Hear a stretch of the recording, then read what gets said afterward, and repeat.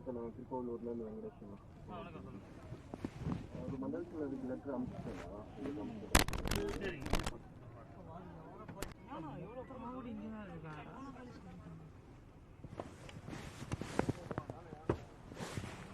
வலதுபுறம் திரும்புக, பின்னர் you turning திரும்புக. ஃபுல்லாக எஸ்ஐஆர் டிஎஸ்பி கேட்காம போல மொட்டை எஸ்ஐ வந்திருக்கப்பான். அந்த எங்கே போனோம்? இங்கே தான். இவ்வளோ போலீஸ் இதெல்லாம் பெரிய விஷயம் இல்லை. அதான் போராட்டத்தில் இருக்க தற்கொலை பண்ணிக்கணும்னா இதான் highlight. Careful, one of the doors is open. Please check. Door யாரா தெரியுது? நான் Careful, one of the doors is. போட்ட யாருக்குமா போட்ட சொல்லுங்க. ரைட்.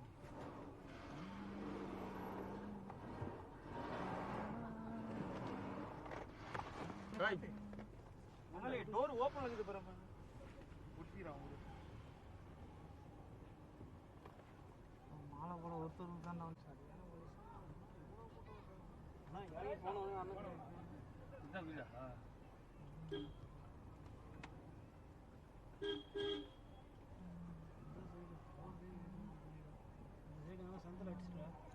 எதுன்னு தெரியல.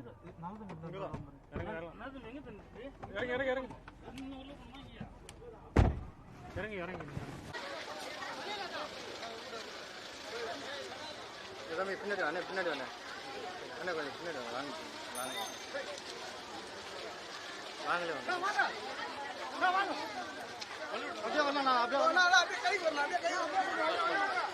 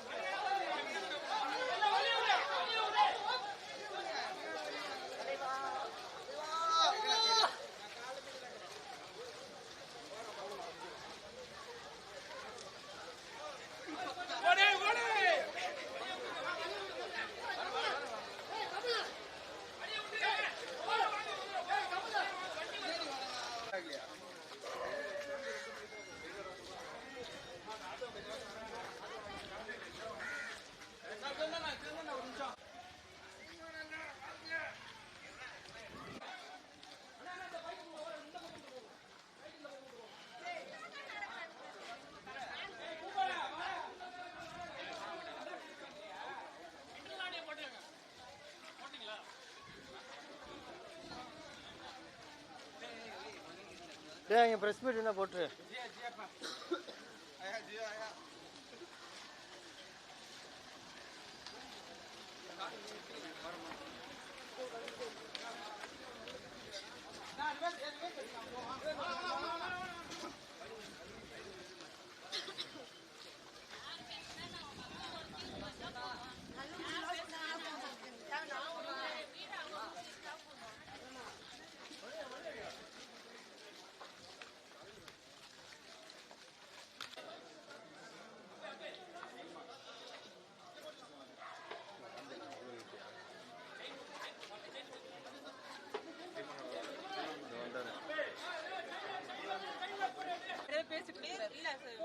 டக்குன்னு தூக்க மாட்டேன்னு தூங்கிட்டு போனோமா தான் நாங்க என்ன சார் எல்லாம் சாப்பிடுங்க சார். சாப்பாட்டுக்கே வழி இல்லை. அது வேலைக்கு போனாதான் சாப்பாடு கண்டிஷன்ல இருக்கிறோம் சார். ஞாயிற்றுக்கிழமை மதியம் சொல்றேன் சார். நாங்க எதுவும் பண்ண மாட்டோம். கொஞ்சம் பின்னாடி கொஞ்சம் அப்படியே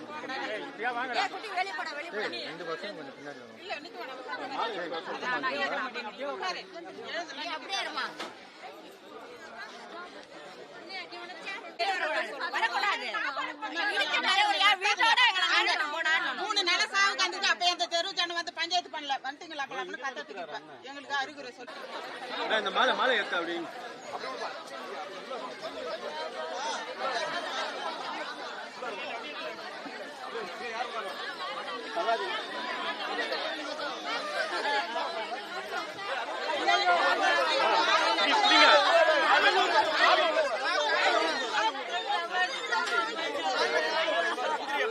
புடிங்கம்மா புடிங்கம்மா தள்ளாதீங்க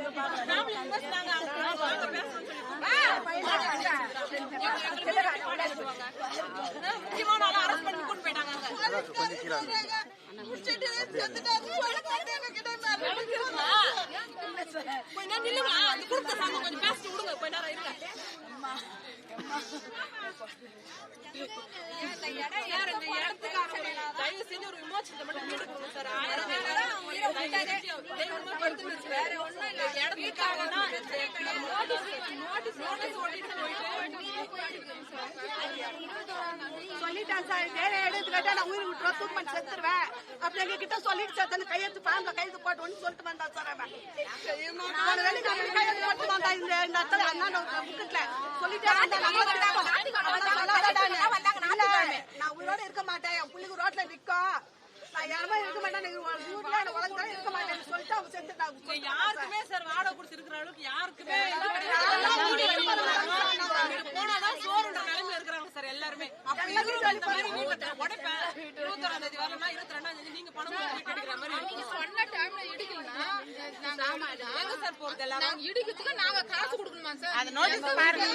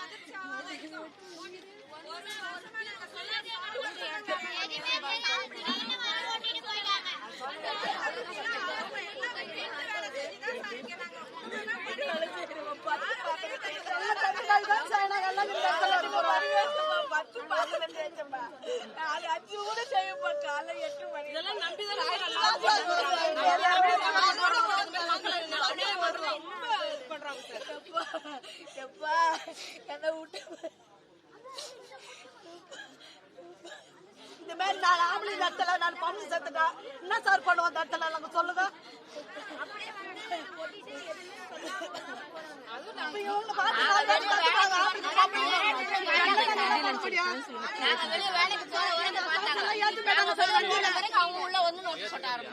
நல்லா செய்யக்கூடாதுன்றாங்க. வேலைக்கு போற வரைக்கும் உள்ள வரல பின்னாடி உள்ள வராங்க.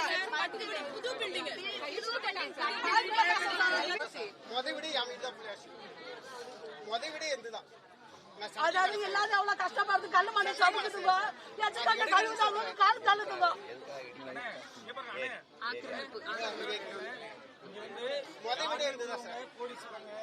அன்னன்னைக்கு வாழ்வாரத்தை பாக்குறவங்க, அன்னன்னைக்கு கூலி வேலைக்கு போறவங்க, அந்த மாதிரி தான் முதவிட எடுத்துதான் சார். வண்டி டயர்ஸ் எல்லாம் எடுத்துன்னு சொல்லிட்டாங்க. காசு கூட எடுத்துட்டு போய் கொடுத்துறேன்னு சொன்னாங்க. அது கூட எடுக்க சார், இன்னொரு மெயினான விஷயம், தண்ணி இருக்குன்றாங்க. ஆனா இது வரைக்கும் மழை வந்து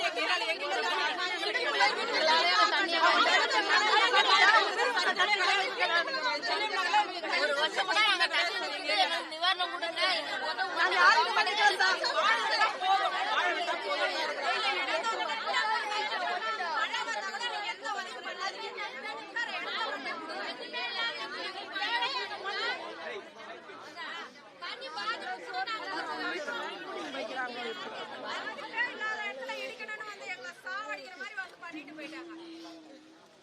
சொல்லாம ஓடிட்டு 4 நாள் எடுத்து போறேன். நீங்க காலி பண்ணிடுறீங்க. எப்படி என்ன ஆகுது?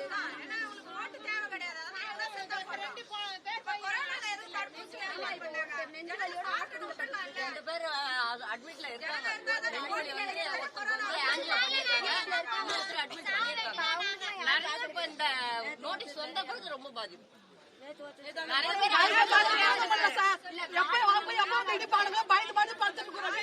குழந்தைகளை வச்சுக்கிட்டு ஒரு கைது சொல்ல மாட்டாங்க. எதுவும் செய்ய மாட்டோம். கல்பனை சொல்ல மாட்டாங்க யாருமே. அதுல கஷ்டப்பட்டு வந்து ஒரு வருஷம் தைரியமா இருக்கு. யாரும் இடிக்க முடியாது. இடிக்க மாட்டாங்க. நிம்மதியா இருக்கு. எங்களுக்கு ஒரு நல்ல எதிர்காலத்தை அமைச்சு கொடுங்க சார். சார், உங்களுக்கு எதுக்கு சார் நாங்க ஓட்டு போறோம் சார். நீங்க கவலைப்படாதீங்க சார். எங்களுக்கு கை சரி பண்ணி எங்களுக்கு வெயிட் பண்ணுங்க. நன்றி ஐயா, வந்ததுக்கு ஐயா. கஷ்டமா சார், பசங்க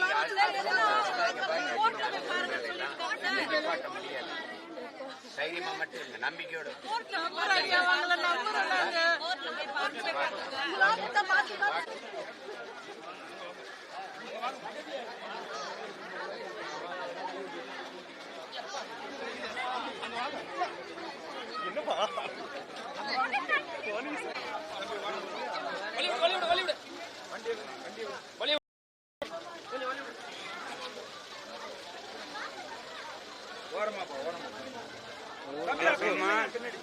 ஊடல யார் வர வேணா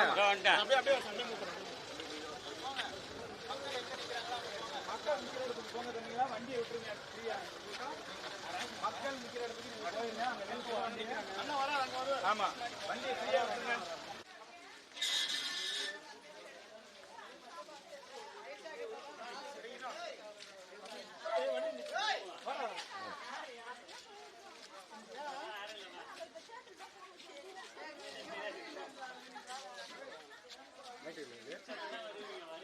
இது கட்சி பக்கம் நாம் தமிழர் கட்சி.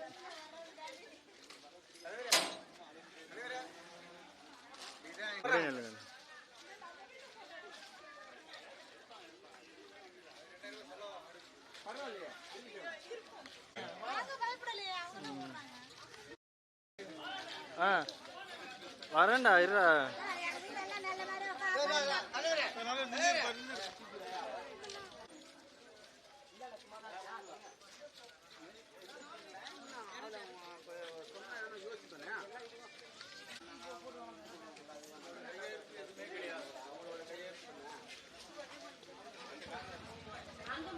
அந்த பெருநருன்னு போடு கீழே கீழே அது அவங்க கையெழுத்தே கிடையாது. அவங்களாம் போட்டுக்கிட்டாங்க.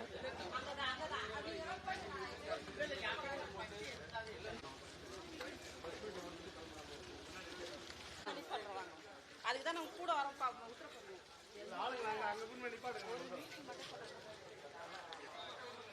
அதெல்லாம் இப்போ இச்சு தெளிவா அதெல்லாம் எடுத்து தெளிவா நல்லா கலைங்க தெளிவா விலங்க விலங்க. ஊடால வராதப்பா.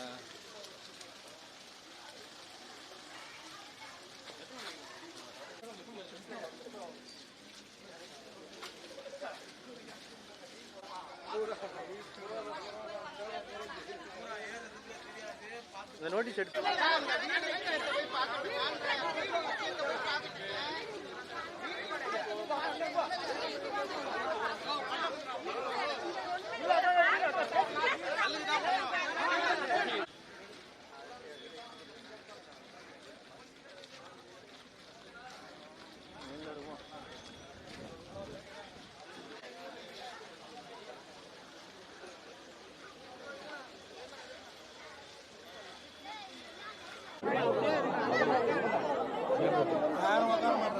இன்னும் கொஞ்சம் இடம் இருக்கு. அமைதியா இருக்கு.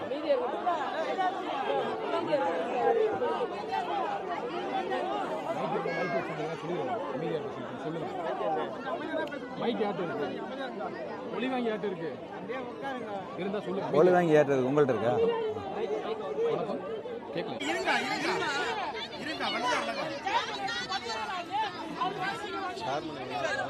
நல்ல செய்ய வந்துக்கிறோமா?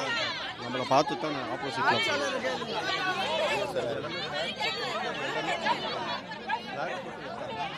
இந்த இடத்துல அவங்களோட 2 கிரவுண்டுக்கு மட்டும் பட்டா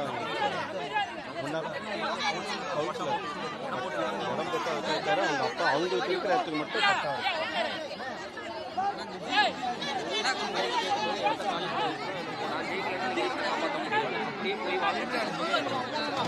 அவர் என்ன சொல்றாரு?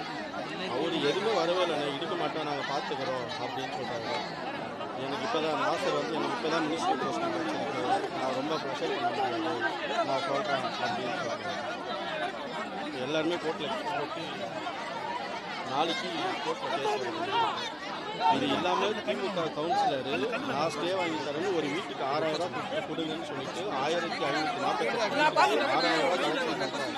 எங்களால் அவ்வளோ காசு இல்லைன்னு சொல்லிட்டு 2000 ரூபா கொடுத்தா தான் நான் ஸ்டே போடுவேன் அப்படின்னு சொல்லிட்டு 2000 வசூல் பண்ணிட்டார் திமுக கவுன்சிலர். இப்போ இருக்கிற கவுன்சிலர் 6000 கேட்டு 2000 வசூத்துறாங்க.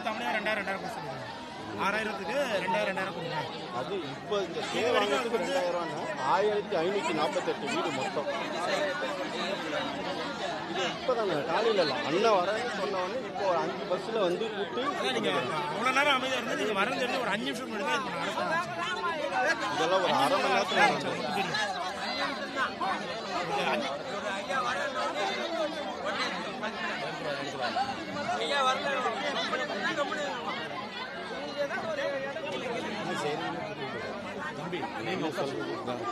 கொஞ்சம் எல்லாரும் அமைதியா இருந்தீங்கன்னா அண்ணன் பேசுவாருண்ணே. அண்ணா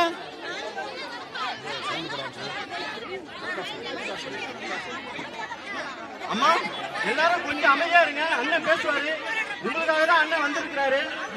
எல்லாரும் பொறுமையா இருங்க, அண்ணன் இப்ப பேசுவாரு. நீங்க எது பேசினாலும் கேட்காது. ஒரே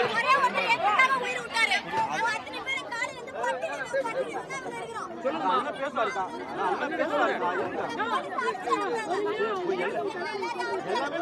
அண்ணன் சொல்லுங்க, அமைதியா சொல்லுங்க.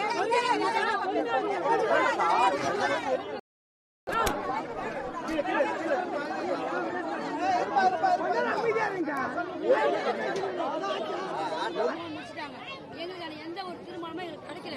நாங்கள் என்ன நிரந்தரமா நாங்கள் இங்கே தான் இருப்போம், இங்கே தான், அது மட்டும் தான் எங்களுக்கு தேவை. நாங்கள் கேட்குறோம், மக்கள் எங்களுக்கு பட்டா கிட்ட எங்களுக்கு வேண்டாம். இத்தனை வருஷமா நாங்கள் போராடி, இத்தனை வருஷமா கஷ்டப்பட்டு 30% பொம்பளைங்கெல்லாம் வீட்டு வேலைக்கு தான் போறாங்க. 30 பொம்பளைங்க ஏசிஎஸ் ஹாஸ்பிட்டல் கப்பூஸ் போறாங்க. மீதி 30 பேர் பெரிய அதிகாரி டாக்டர் வீட்டில், வக்கீல் வீட்டில் சாமான் கழுவ போறோம், சமையல் வேலைக்கு போறோம். இந்த வயசு குழந்தைங்கலேருந்து இவ்வளோ வயசு ஆளாக்கிட்டோம். குழந்தைங்க காலேஜ் போய் கடன் வாங்கியிருக்கோம். 4 பக்கம் பிரச்சனை இருக்கு, எங்க எல்லாருமே பிரச்சனை தான் இருக்கு. இதுல வந்து திடீர்னு போன மாசம் திடீர்னு வந்தாங்க, அது எல்லாமே தெரியும் உங்களுக்கு. இப்போ நாங்க வச்ச ஒரே கோரிக்கை என்னன்னா, நிரந்தரமா நாங்க இங்க தான் இருப்போம், எங்களுக்கு வேறு வீடு வேண்டாம், எங்களால வேற எங்கேயும் போய் சமாளிக்க முடியாது. அதுக்கு ஒரே முட்டா எங்களை அழிச்சிடுங்க. நீங்க வேற இடம் எங்களுக்கு கொடுக்குற மாதிரி எந்த உதவியும் நாங்க கேட்கல சார். அது வந்து எங்களுக்கு வேண்டாம். எந்த உதவியும் நாங்க கேட்கல. நாங்க இருக்கிற குடியிருப்பு மட்டும் எங்களுக்கு கொடுத்தா போதும். எந்த தொழிலும் அரசாங்கம் கிடையாது. அவங்களுக்கு எந்த உதவியும் நாங்க கேட்கல சார். அவங்க கையில நாங்க இருக்கிற குடியிருப்பு எங்களுக்கு கொடுத்தா போதும் சார். காலையில இருந்து நாங்க மினிஸ்டர் வருவாருன்னு கேட்டோம், வரல. கலெக்டர் வருவாருன்னு கேட்டோம், வரல. அமைதி அமைதி. எங்களுக்காக ஒரு மீட்டிங் போடுங்க. 21ஆம் தேதி பேசுறேன். ஆனா அவர் என்ன பேசுறாருன்னு எங்களுக்கு தெரியாது. எங்களுக்கு அது தெரியல. அதனாலதான் என்ன பயமாவே போறாருன்னு தெரியல. அது 21ஆம் தேதி போயிடாங்க. 21 நாள் அந்த ரிசல்ட்டுக்காகவே நெஞ்சு வலி வந்து 2 நாளுக்கு போறாங்க. பயமா இருக்கு. அதை பார்த்து சார் எங்களோட வாழ்வாதாரம் 1 மாசம் தடுக்கலாம். பொறுமையா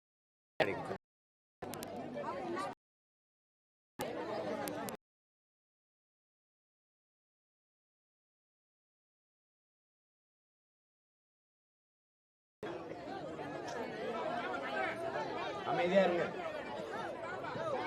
அமைதியா இருங்க. அப்பதான் நான் பேசுறது கேட்கும். கொஞ்சம் அமைதியா இருங்க. கொஞ்சம் தள்ளு. சரியில்லை, சரிங்களா? என்னைய பாக்குறது இல்ல, நான் பேசுறது கேட்டா போதும்.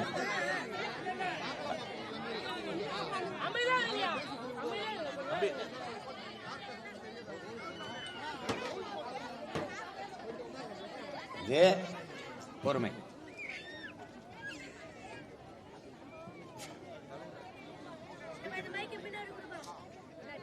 இதுபோல பல இடங்களில் நம் மக்களை இந்த மாதிரி ஆக்கிரமிப்பு என்ற பெயரிலே வாழ்விடங்களை விட்டு வீடுகளை இடித்து சொந்த நாட்டுக்குள்ளே நம்மளை அகதிகளாக தொடர்ச்சியாக அவங்க அலைய விட்டுக்கிட்டு இருக்காங்க. நீங்கள் இன்னைக்கு தான் இந்த போராட்டத்துக்கு வந்திருக்கீங்க. நான் இது மாதிரி பல வீடுகள் இடிக்கிற போராட்டத்தில் பங்கேற்ற ஒருத்தன். அதனால தைரியமாக இருங்க. நீங்கள் அழுது கதறி இந்த வீடு இடிப்பை தடுக்க முடியாது. உங்களுக்கு யாருமே இல்லைன்னு நீங்கள் நினைக்காதீங்க. நான் இருக்கேன். எனக்கு பின்னாடி பல லட்சக்கணக்கான மக்கள் உங்கள் பின்னாடி நிற்போம். நம்மளை மீறி தான் இந்த வீடை இடிக்கணும். இவர்கள் ஒரு ஒரு ஒரு முறையை வச்சுக்கிறாங்க. எப்படின்னா, யார் வழக்கு போட்டான்னு தெரியாது. யாரோ போய் இது ஏரி ஆக்கிரமிப்பு அப்படின்னு ஒரு வழக்கை போட்டு நம்ம பல முறை கேட்குறோம், இது ஏரி ஆக்கிரமிப்பு. சரி, ஆக்கிரமிக்கும் போது என்ன பண்ணி கொண்டிருந்தீர்கள்? ஆக்கிரமிக்கும் போது எங்கே போனீர்கள்? முதலாய் ஆக்கிரமிச்சு ஒரு கல்லை எடுத்து வச்சு வீடை கட்ட தொடங்கும் போது இது ஏரி, இங்க வீடு கட்டக்கூடாதுன்னு நீங்க தடுத்திருந்தா என் மக்கள் வேற இடத்துக்கு போயிருப்பாங்க. அப்ப இங்க கட்ட அனுமதிச்சு இந்த கட்சி மாமன்ற உறுப்பினர்கள், இந்த கட்சி சட்டமன்ற உறுப்பினர்கள், இந்த கட்சி மாவட்ட செயலாளர்கள், இங்க இருக்கிற அதிகாரிகளுக்கு தெரியாமல் எமது மக்கள் இங்கே குடியேறினார்களா? ஆக்கிரமிப்பு என்றால் இந்த மின் இணைப்பு கொடுத்தது யார்? இந்த சாலையை போட்டது யார்? குடும்ப அட்டை கொடுத்தது யார்? வீட்டு வரி வாங்கியது யார்? வாக்காளர் உரிமையை, வாக்காளர் அடையாள அட்டை கொடுத்தது யார்? வரி வாங்கியது யார்? இவ்வளவும் 40 ஆண்டுகளா வாங்கிய ஒரு அரசு திடீர்னு ஒருத்தர் இவங்க என்ன பண்ணாங்கன்னா, அரசுனா நம்ம அரசு எதிர்த்து போராடுவோம். ஆனால் நீதிமன்றத்தில் போய் வழக்கை போட்டு நீதிமன்ற உத்தரவு, சட்டம் சொல்லிருச்சு, நீதிமன்றம் சொல்லிருச்சு, கோர்ட்டு சொல்லிருச்சு என்கிற இந்த முறையில தான் பல வீடுகளை இடித்து வெளியேற்றிருக்கிறாங்க. இப்படி பல வீடுகள் இடிப்பு போராட்டத்திலே நின்று போராடி தடுத்தவன் என்கிற முறையில சொல்றேன். இந்த தடவை இந்த வீடை இடிக்க விட மாட்டோம், இடிக்க போறது இல்லை. நீங்க தைரியமா இருக்கு. அது தீர்ப்பு எப்படியும் வரலாம். தீர்ப்பு இருங்க, ஒரே நிமிஷம். நீங்க பேசி வீடு இடிக்கிறத தடுக்க முடியுமா? ஒரு நிமிஷம் முடியாதுல. அப்ப பேசாம இருங்க. நீங்க சொல்றத கேக்குறத நான், நீங்க என்கிட்ட சொல்ல என்ன புண்ணியம்?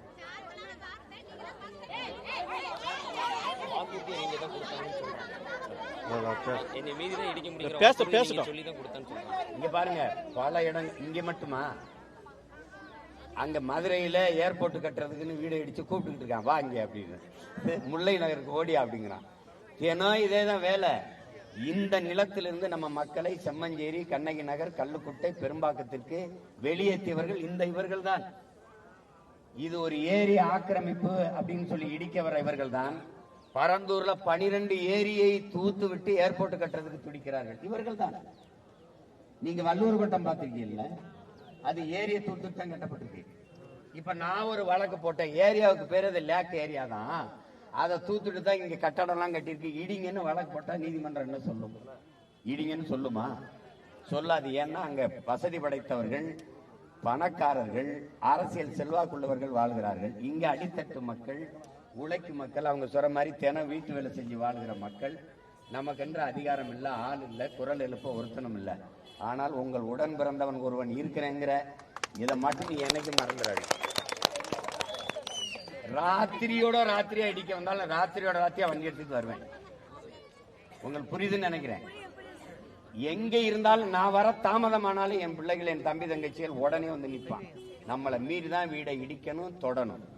அவன் நோட்டீஸ் ஒட்டினதா தான் இருக்கும். ஒன்னும் பண்ண முடியாது. நீங்க தைரியமா மட்டுங்க. அழுவது, கதறுவது, கண்ணீர் வடிப்பதை முதல்ல நிறுத்துங்க. அதனால எதையும் சாதிக்க முடியாது. நீங்க ஒருத்தர் உயிர் விட்டுருக்காரு, அதனால என்ன பயன்? அந்த குடும்பம் நடுத்தரம் நின்று அழுகிறது, நம்ம எல்லாம் அழுகிறத தவிர எதையும் சாதிக்க முடியாது. ஏன்னா உயிருக்கு மதிப்பளிக்காத ஆட்சியாளர்கள் இவர்கள். உயிருக்கு மதிப்பே தரமாட்டாங்க. நம்ம ஒன்றிணைந்து மொத்தமா நின்று போராடுவோம்.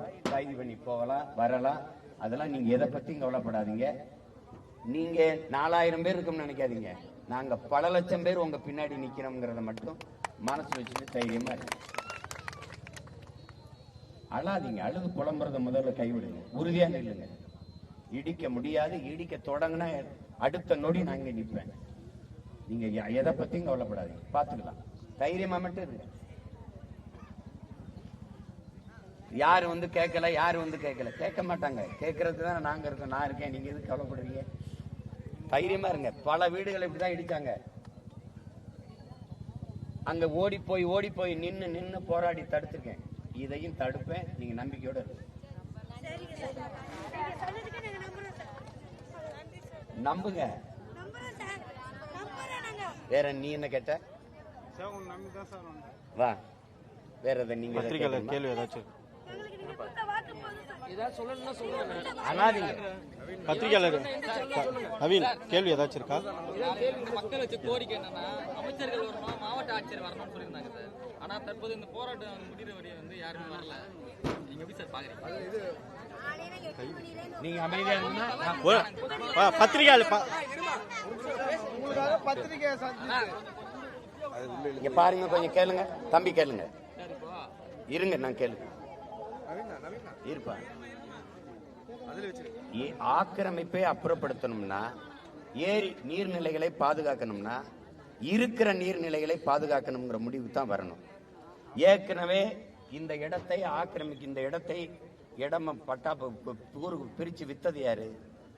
இந்த கட்சிக்காரர்கள், கட்சியில் இருந்த பொறுப்பில் இருந்தவர்கள் தானே. தம்பி உங்ககிட்ட தான் பேசிட்டு இருக்கிறேன். நீங்க தானே.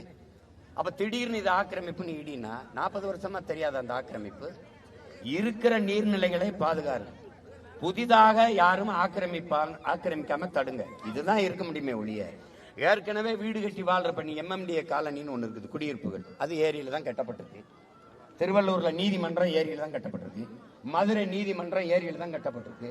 வள்ளுவர் கோட்டை ஏரியை தூத்துட்டு தான் கட்டப்பட்டிருக்கு. பல அரசு கட்டிடங்கள் ஏரியில தான் கட்டப்பட்டிருக்கு. இப்ப ஏரியை தூத்துட்டு தான் நீங்க ஏர்போர்ட் கட்ட துடிக்கிறீங்க. திருச்சி விண்ணூர்தி நிலையம் விரிவாக்கம் பண்ணிருக்காங்கல்ல, இப்ப கட்டிருக்காங்கல்ல ஏர்போர்ட், அது ஏரியை தூத்துட்டு தான் கட்டிருக்கு. இந்த மக்களை 4000 வீடு, இந்த வீட்டை வந்து இந்த 2500 வீட்டுக்கு மேல இந்த வீட்டை குடியே இடிச்சு வெளியேற்றினா இந்த குழந்தை குட்டிகளை கூட்டிக்கிட்டு எங்க போவாங்க இந்த மக்கள்? 21 நாள்ல நீங்க காலி பண்ணலைன்னா வீடை இடிக்கிற காசையும் நீங்க கொடுக்கணும்னா இது எப்படி இருக்கு? எப்படி இருக்கு? இதெல்லாம் வந்து இது வந்து நம்பி வாக்கு செலுத்திய மக்களுக்கு செய்யற பச்சை துரோகம்.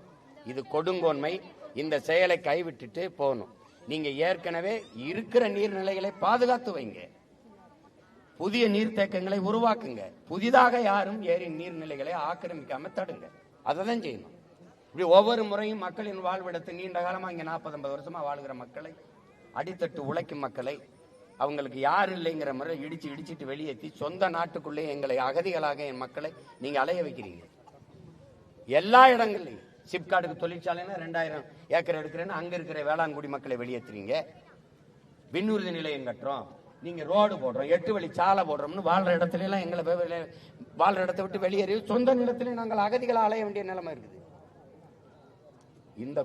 இந்த செயல்களை ஆட்சியாளர்கள் கைவிடணும். நீதிமன்றம் சொன்னா கேட்கணும்னா நீட்டை எழுதணுங்குது. அதை ஏற்கிறீங்களா எதிர்க்கிறீங்களா? எதுத்தானே நீங்க போராடுறீங்க? நீதிமன்றம் சொல்றதெல்லாம் கேக்குதா? காவிரியில தமிழர்களுக்கு உரிய நதிநீரை கொடுன்னு கர்நாடக அரசுக்கு சொல்லுது, கேட்கிறாங்களா? இந்த வீடு மக்கள் குடியிருப்பை இடிக்க கூடாது, நாங்க இடிக்க விட போறது இல்லை. அது எப்படி தீர்ப்பு வந்தாலும் மக்களோடு மக்களா நின்று நாங்கள் இந்த வாழ்விடங்களை நாங்கள் வந்து இடிக்க விடாம தற்காத்து போராடுவோம். இதுதான் நாங்க எங்களால செய்ய முடிஞ்சது தான். இடிக்க கூடாது. இனிமேல் நீங்க ஒரு முடிவுக்கு வாங்க. இனிமேல் நீர்நிலைகளை ஆக்கிரமிக்காம தடுங்க. இருக்கிற நீர்நிலைகளை பாதுகாத்து வைங்க. சரி, நான் கேட்கிறேன், நீங்க பள்ளிக்கரணை ஏரியை குப்பை கொட்டி முன்னவே வேறு பள்ளிக்கரணை ஏரியை குப்பை கொட்டி முன்னு திமுக அதிமுக ஆட்சி தானே, இந்த தலைவர்கள் தானே. அதுக்கு யார் பொறுப்பேற்கிறது? யாரு பொறுப்பேற்கிறது? இங்க இருக்கிற கவுன்சிலர், இங்க இருக்க எம்எல்ஏக்கு தெரியாம மக்கள் குடியேறிட்டாங்களா? அப்ப ஏரின்னு தெரியாதா? இந்த மின் கம்பத்தை ஊண்ட வந்தவனுக்கு தெரியாதா அது ஏரின்னு? இந்த மின் இணைப்பு கொடுக்க வந்தவங்களுக்கு எரிவாயு இணைப்பு, குடும்ப அட்டை, வாக்காளர் உரிமை, ஓட்டு உரிமை கொடுக்க வரும்போது வரி வாங்கும்போது தெரியாதா? இந்த ரோடை போட்டவன் யாரு? ரோடை போடும்போது இது ஆக்கிரமிச்சு கட்டப்பட்ட வீடு, இதுக்கு எதுக்கு ரோடுன்னு ஏன் கேட்கல? வச்ச மரம் இதெல்லாம் எத்தனை வருஷம் இருக்கு இந்த மரம்? இன்னைக்கு வந்து திடீர்னு வீடு ஆக்கிரமிச்சு கட்டப்பட்டிருக்கு. இடினா என்ன அர்த்தம்? சரி, இடிச்சு எடுத்துட்ட ஏரியாக்க போறியாத என்ன வாக்க போற? சொந்த நாட்டுக்குள்ளே என் மக்களை நீங்க அகதியாக்கி வேலையை விடுறீங்க. ஒரு நாள் இதே மாதிரி ஆட்சியாளர்கள் நீங்க அகதிகளா சுத்துற காலம் வரும். இந்த மாதிரி வேலைகளை நீங்க பண்ணக்கூடாது. முதல்ல புரிஞ்சுக்கணும். எவ்வளவு பெரிய அதிகாரம் ஆட்சியின் கீழே விழுந்திருக்கு. அல்லல் பட்டு ஆற்றாது அழுத கண்ணீர் என்றோ செல்வத்தை தேய்க்கும் படைங்கிறான். என் மக்கள் சிந்திய கண்ணீர் எவ்வளவு பெரிய அதிகாரத்தையும் வீழ்த்தும். உலகத்திலே மிக கூர்மையான ஆயுதம் ஏழை மக்களின் கண்ணீருங்கிறான். அதை கவனத்தில் வச்சுக்கிட்டு செய்யணும். சும்மா தேவையில்லாம இதை இடிக்கிறது. எத்தனை இடத்துல நீங்க இடிச்சீங்க? ஆதி குடிகள் வாழ்ந்த கூவாத்து கரையில இருந்த எல்லா வீடுகளும் இடிச்சு செம்மஞ்சேரி, கண்ணகினர், கல்லுக்குட்டைக்கு வெட்டி விட்ட எத்தனை வீடு? ஒரே கேள்விதான், ஆக்கிரமிப்பு. ஆக்கிரமிக்கும் போது என்ன பண்ணிட்டு இருந்தீங்க? அன்னைக்கு இந்த ரெண்டு கட்சியும் தானே ஆண்டுகிட்டு இருந்துச்சு. ஒன்னு திமுக இருந்துச்சு, இல்ல அதிமுக இருந்துச்சு. உங்களுக்கு தெரியாம என் மக்களை ஆக்கிரமிச்சிட்டாங்களா? முதல்ல இந்த செயலை கைவிடணும். ஆயிரக்கணக்கான காவல்துறையை நிறுத்தி மக்களை எல்லாம் அடிச்சு வண்டியில ஏத்தி கைது பண்ணி ஆத்து மணல் அள்ளி தின்ன மலையை நொறுக்கி வித்தவெல்லாம் கல்குவாரி ஓனர்னு தெரியலாம். கொடுமை. தைரியமா இருங்க, அழாதீங்க. நீங்க அழுது கத்துறதுனால அவன் இடிக்காம இருக்க போறது இல்ல. ஒற்றுமையை மட்டும் இருங்க, பாத்துக்கலாம். வேற என்ன? பகுதி மக்களை வெளியேற்றணும் எங்களுக்கு எண்ணம் கிடையாது, அரசோட எண்ணம் கிடையாது. ஆனா நீதிமன்றம் சூமோட்டோவா இந்த வழக்கு எடுத்திருக்கு, இந்த இது எடுத்திருக்கு. நாங்க அரசுக்கு நீதிமன்றம் சொல்லுங்க. நீதிமன்றம் எல்லாத்தையும் தாங்க சொல்லுது. நீதிமன்றம் சொல்லுது. இப்ப நான் குடிக்கிறது மதுக்கடையை மூடுன்னு ஒரு வழக்கு போட்டோம். மதுக்கடையை மூடுன்னு வழக்கு போட்டோம். அரசின் கொள்கை முடிவுல தலையிட முடியாதுன்னு சொல்லுது நீதிமன்றம். நீட்டு வேணாம்னு அரசு வழக்கு போடுது. அது அரசின் கொள்கை முடிவு. நீட்டு எழுதுன்னு நீதிமன்றம் சொல்லுது. குடிக்கிறதுல தலையிட முடியாதுன்னு சொல்லுது. மக்கள், மாணவர்கள் படிக்கிறதுல தலையிடுது. ரெண்டையும் ஒரே நீதிமன்றம் தான் சொல்லுது. இப்ப நான் இதை கேட்கறதா எதிர்க்கிறதா? சொல்லுங்க, கேட்கறதா எதிர்க்கிறதா? ஏற்கிறதா எதிர்க்கிறதா? அரசின் கொள்கை முடிவுல தலையிட முடியாது, டாஸ்மார்க்க மூட முடியாது, மூட சொல்ல முடியாதுன்னு சொல்லுது. அந்த தீர்ப்பை நான் ஏற்கவா எதிர்க்கவா? நீ நீதிமன்றத்தின் வாயிலாக சொல்ல வைக்கிற. மனச்சான்றுன்னு ஒண்ணு இருக்கு தம்பி. உலகத்துல எந்த நீதியும் இருக்கு. ஆனா மனம் சொல்லுகிற மனச்சான்றுன்னு ஒரு நீதி இருக்குல்ல. அப்புறம் இடிக்க கூடாது தம்பி. இருக்கிற நீர்நிலைகளை தூர்வாரி பராமரிங்க தம்பி. புதிதாக யாரும் நீர்நிலைகளை, ஏரி குளங்களை ஆக்கிரமிக்காம பாதுகாங்க. அதான் செய்யணும். 40 வருஷம் கழிச்சு, 60 வருஷம் கழிச்சு சில இடங்கள்லாம் 100 ஆண்டுகள் வாழ்ந்த இடங்களை வந்து நீங்க ஆக்கிரமிப்புன்னு எடுக்கிறீங்க. கரூர்ல 100 ஆண்டா வாழ்ந்தது கோயில் இடம்ங்கிறீங்க. கோயிலுக்கு எதுக்குங்க 60,000 ஏக்கர், 70,000 ஏக்கர், லட்சம் ஏக்கர் இருக்கு? சாமி கடிச்சாங்க, கடவுள் கடிச்சா கடவுள்கிட்ட போய் எனக்கு வாழ ஒரு இடம் கொடுன்னு கேட்கிறான். ஆண்டவனே கொடுத்தாலும் இந்த ஆள்றவன் கொடுக்க மாட்டான் போலுங்க. என்ன பிரச்சனை உனக்கு? கோயில் இடம், கோயில் இடம். கோயிலுக்கு எதுக்குங்க இடம்? கோயிலுக்கு எதுக்கு இடம்? மக்கள் குடியிருக்கிறதுக்கு இல்லாத இடம் கோயிலுக்கு எதுக்கு? கரூர்ல அதே பிரச்சனை இன்னும் போராடிட்டு இருக்கான். வரியெல்லாம் மேல் மாவல 1.5 வருஷமா போராடிட்டு இருக்கான். வரியெல்லாம் கூட விளை நிலத்தை 2000 ஏக்கர் சிப்காட் தொழிற்சாலைக்கு எடுக்கிறான். நான் விளை நிலத்தை கொடுத்துடணும், குடியிருக்கிற வீட்டை கொடுத்துடணும். சரி, இந்த வீடை இடிச்சிரு. என்ன வாக்கு வாங்கி சொல்லு. இது ஏரியாக்கு போறியா?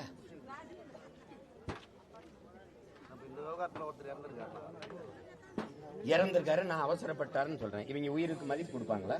இந்த ஆட்சியாளர் கொடுப்பாங்களா? தீக்குளிச்ச அத்தனை 1000 பேர் செத்தோம், லட்சக்கணக்கான மக்கள் செத்தோம். 850 பேர் மீனவர்கள் மீன் பிடிக்க போற இடத்துல செத்துருக்கான். 20 பேர் காட்டுக்குள்ள செத்தோம். எவன் எழுதுருக்கான்? யாருக்கு வருவா? யாரு வருவா? கள்ளச்சாராயம் குடிச்சு செத்து இருந்தாருன்னா 10 லட்சத்தோட வருவா. அவர் வீடு இடிச்சு போறாருன்னு தூக்குல போட்டு தொங்கிட்டாரு, 10 பைசா தர மாட்டேன். வேற என்ன? இப்ப நான் என்ன செய்யறது? சாகிறதா இருந்தா கள்ளச்சாரம் குடிச்சு சாகுன்னு சொல்றதா? இது ஒரு நாடு, இது ஒரு ஆட்சி. இடிக்க கூடாது, இடிக்க நாங்க விட மாட்டோம். எனக்கு ஒரு வேலையும் கிடையாது தம்பி, ஒரு வேலையும் கிடையாது. ஊரா இதை போற. அங்க போனா மாஞ்சொல்லை மக்கள், அங்க போனா அண்ணன் வீடு இடிக்கிறான், இங்க வந்தா அண்ணன் என் நிலத்தை எடுக்கிறான். ஆனா நம்ம ஆள் சொல்வாரு சூப்பருங்கிறாங்க மக்கள். எங்க கூட வாங்க, இந்த மக்களை சொல்ல சொல்லுங்க சூப்பர்னு ஒரு தடவை. சிரிக்கிற அழாம இருங்க. உங்களுக்கு கூட பிறந்த ஒருத்தர் இருக்கேன், உங்க வயிற்றுல பிறந்த மகன் ஒருத்தர் இருக்கேன். என்னை தாண்டி தான் இந்த வீடை இடிக்கணும். நம்பிக்கையோட இருக்கும். நாங்க எங்களால முடிஞ்சதை உதவுவோம். அரசு உதவுமா?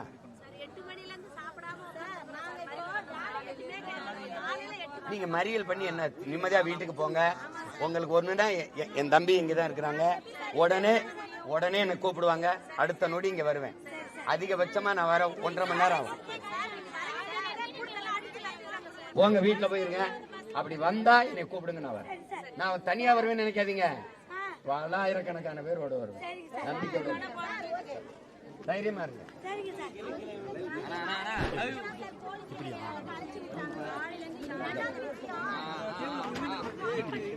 இப்ப நான் வரேன் அடிக்கிறேன். தைரியமா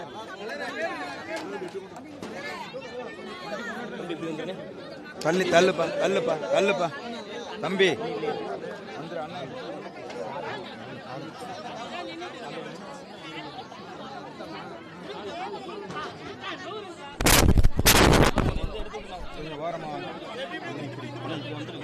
அண்ணா இந்த பக்கம்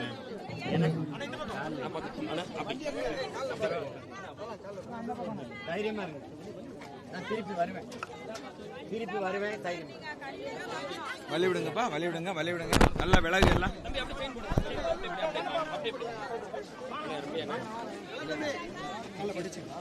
ஆமா ஆமா போங்க. வழி விடுப்பா, வழி விடு. பின்னாடி தம்பி.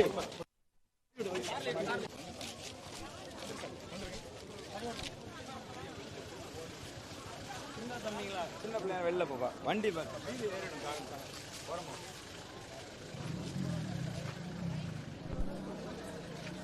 செந்தமிழ்